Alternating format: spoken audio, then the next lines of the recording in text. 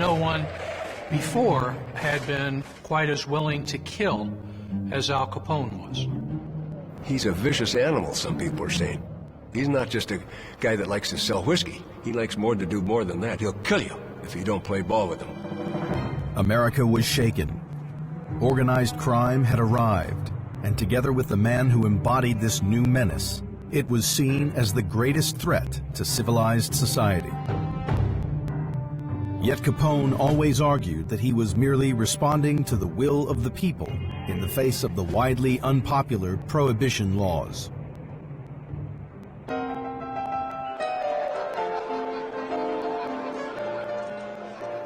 The nation had ruled that alcoholic beverages could not be manufactured, distributed, or sold. Prohibition laws were never taken very seriously. The booze just never stopped flowing. And once it became clear that the booze was going to keep flowing, drinking became more exciting, more enticing, and more attractive because it was illegal. They wanted hooch, they wanted their liquor, they wanted to have fun. A little gambling, maybe some of the bordellos, that was fine, nothing wrong with that either, you know. That was the roaring 20s. People had money to spend, and they were spending it. And all that money was now lining the pockets of bootleggers and racketeers. For Capone and his outfit, the profits were unimaginable for the times. Federal government estimate is that the Capone gang in the 1920s was taking in revenue about $120 million a year. And that would be equivalent roughly to about $1.5 billion a year in today's dollars. With so much money at his disposal, Capone practically owned Chicago, and almost everybody in it. On the east side of Chicago, back in the USA, back in the bad old days. In the heat of a summer night, in the land of the dollar bill, when the town of Chicago died, and they talk about it still. When a man named Al Capone tried to make that town his own, and he called his gang to war with the forces of the law, I heard my mama cry. I heard her pray the night Chicago died. Brother, what a night it really was. Brother, what a fight it really was. Glory be. I heard my mama cry. I heard her pray the night Chicago died. Brother, what a night the people saw. Brother, what a fight the people saw. Yes, indeed. And the sound of the battle rang through the streets of the old east side. Now, I never entirely trusted the kid. I used him mainly to feed misinformation back to Capone. Then one day, the kid asked to see me alone.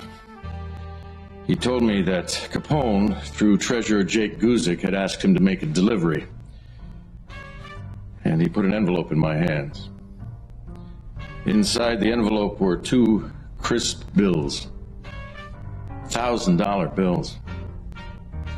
Lay off Capone, he said, and there'll be an envelope just like that one on your desk every Monday.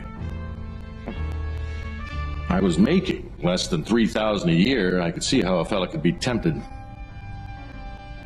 Instead, I'm afraid I lost my temper. I grabbed that kid by the front of the shirt and I slammed him up against the wall.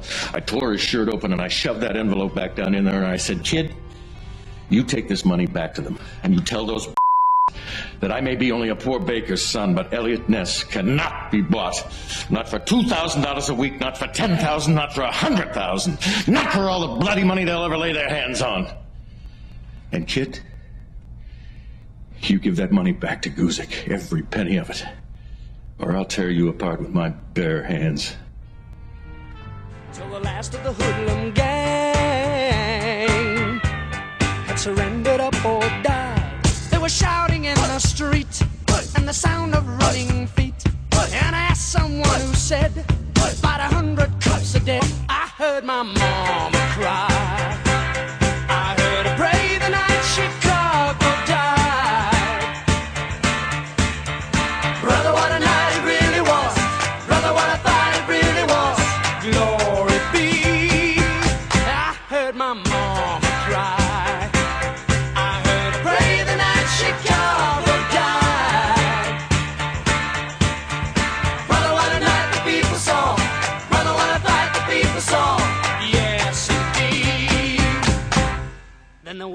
sound at all but the clock upon the wall.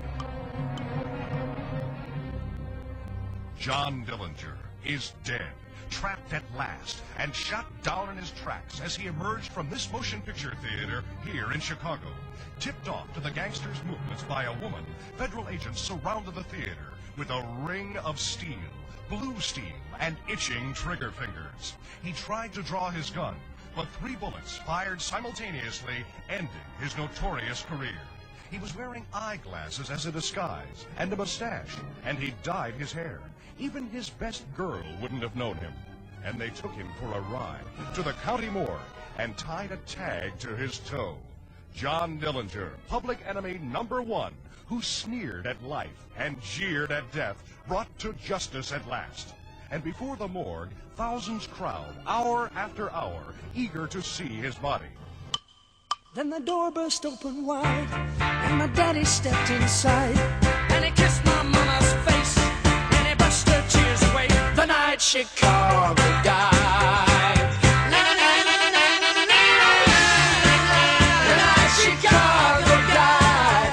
Brother, what a night the people saw. Brother, what a fight the people saw. Yes, indeed.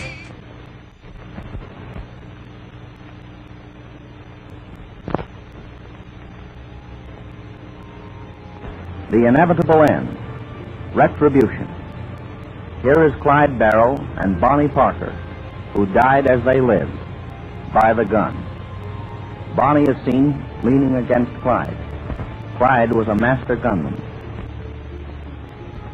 Seldom did anyone ever live when Clyde got the first shot.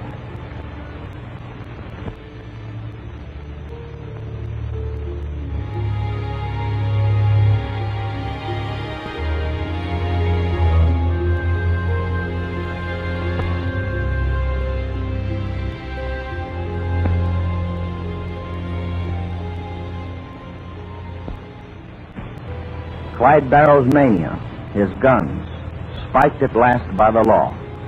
2 sawed-off shotguns, 2 machine rifles, 10 automatic pistols, and 1,500 rounds of ammunition. The Barrow and Parker death car. Every one of these holes was made by the steel-jacketed bullets from the high-powered rifles in the hands of the officers.